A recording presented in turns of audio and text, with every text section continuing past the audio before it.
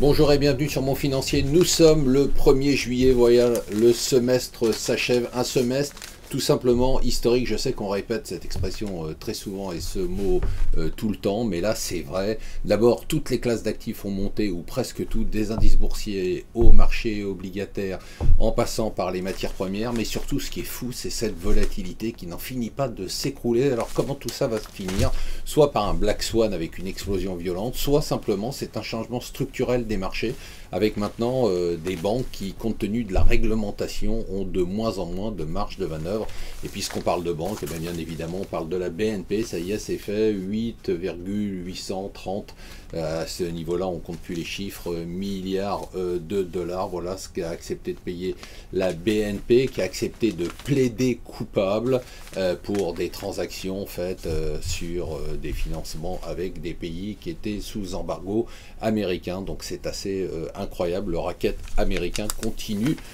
En Europe, c'est toujours la déprime avec la déflation, ou presque, en tout cas une inflation qui est au plus bas depuis 4 ans en juin. Voilà enfin une chance dans un domaine de nous venger de l'Allemagne qui nous humilie tous les jours dans le domaine économique. Ça sera donc vendredi à suivre.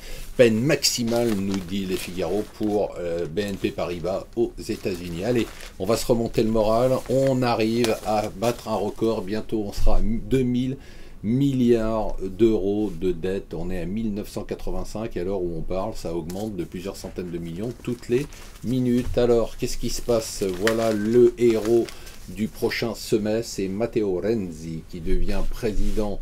L'Italie prend la présidence tournante donc de l'Europe pendant 6 mois, et Matteo Renzi qui est devenu la nouvelle coqueluche de tous les partis de gauche, de droite, de partout, de tous les autres pays, puisque c'est le seul à faire des réformes structurelles dans l'Europe latine.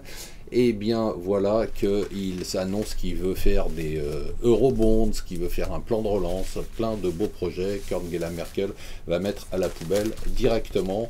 Alors combien vaut un mort pour General Motors? 1 million de dollars. Voilà, si quelqu'un a été tué par une voiture du groupe du fait des problèmes liés au rappel, voilà ce qu'il touchera. Et enfin, après GM, Géo, voilà, c'est le club méditerranéen, la bataille a démarré. On va donc avoir une bataille boursière entre l'Italie, l'Italien et le Chinois, à suivre donc de très près.